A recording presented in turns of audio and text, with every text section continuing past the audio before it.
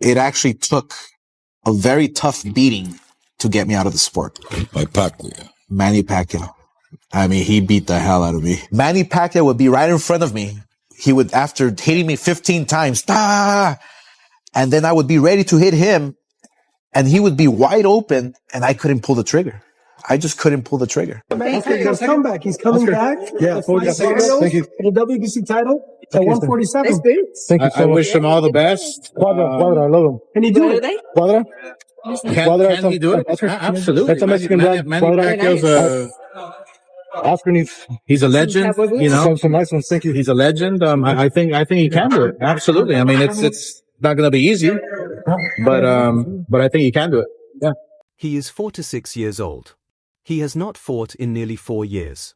His last bout ended in a loss, and now he is stepping back into the ring, not for an exhibition, but for a world title fight. On paper, Manny Pacquiao's return makes no sense. But if you have followed boxing long enough, you know Pacquiao was never just a name on paper. He is the storm in the late rounds. He is the blur of gloves you never see coming.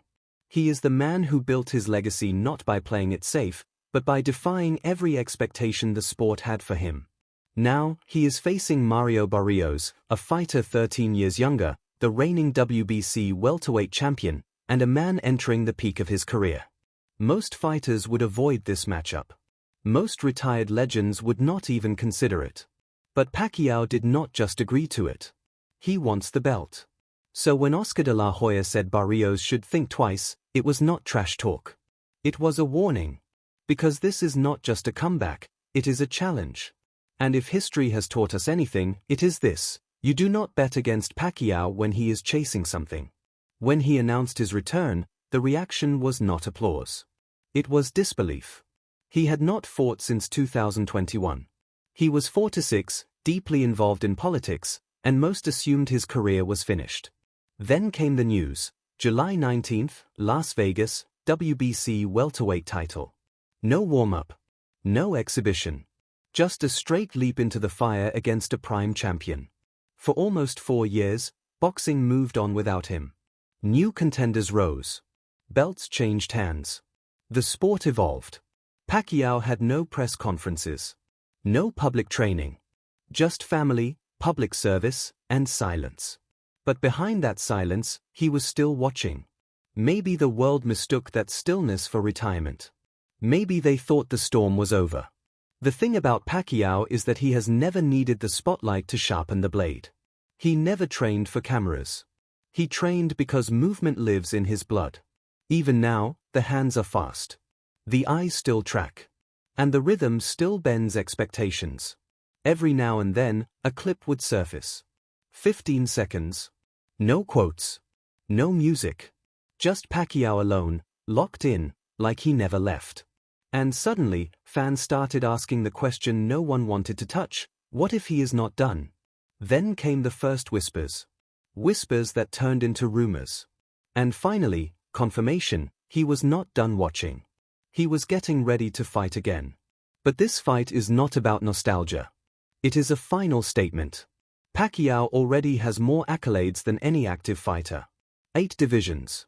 Fighter of the decade. A Hall of Fame career secured long before he hung up the gloves. And still, he is putting everything back on the line. Why? Because legacy does not sleep. One win over a reigning champion could change the way we think about age and greatness in this sport. The risk is real. No matter how legendary he is, time spares no one. He will enter that ring slower, maybe less durable, certainly with less momentum. But if history has shown us anything, it is this: Pacquiao does not just survive when he is counted out. That is when he thrives. He is not returning to prove anything to fans. He is returning because, in his mind, this is not the end. It is the unfinished chapter he is ready to write, one more time, under the bright lights of Las Vegas. Manny Pacquiao is not just a legend. He is boxing mythology brought to life. 62 wins. 8 weight divisions. 26 knockouts. He was not supposed to dominate featherweights, let alone welterweights. But time and again, Pacquiao broke logic, carving up names like Barrera, Morales, Cotto, and Thurman with footwork so fast it looked like computer-generated imagery. Still, this is not 2010. This is 2025. And reality does not care about legends. When Pacquiao last fought in 2021, he did not look washed. But he did not look like Pacquiao either. Yordenis Ugas was not better, he was younger, fresher, sharper. And that was enough. Pacquiao took the loss with grace. But it was clear, his timing had dulled, his reflexes had slowed. Now, 4 years later, can that same fighter come back stronger?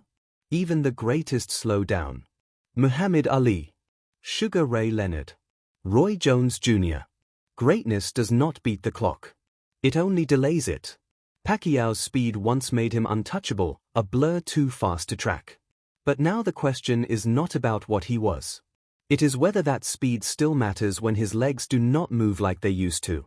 And it is not just physical. It is the rhythm, the instincts, the timing, all sharpened only through repetition. Ring rust is not about cardio. It is about milliseconds, the space between landing clean or getting caught. 4 years out of the ring does not just dull reflexes. It rewires how you move and react. Against someone like Barrios, who is younger, sharper, and in rhythm, that is not a warm-up. It is a risk zone. But this is where the story could flip. Pacquiao has never relied on youth or brute strength. He wins with movement, angles, pressure, and chaos disguised as rhythm. He does not slug it out. He drowns you in volume, bursts, and feints you never saw coming. If that instinct, that sixth sense for timing and space, is still intact, then even at 4-6, he might be too much for a fighter like Barrios, who has never shared the ring with someone this unpredictable. Pacquiao does not need to be who he was. He just needs to be sharp enough, smart enough, and relentless enough to make Barrios question himself for even one round. And in fights like these, one round is all it takes. Mario El Azteca Barrios is not stepping into this fight as a placeholder.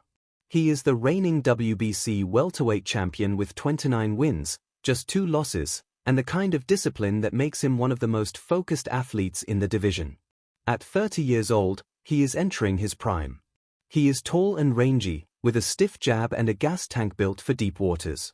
He is not flashy.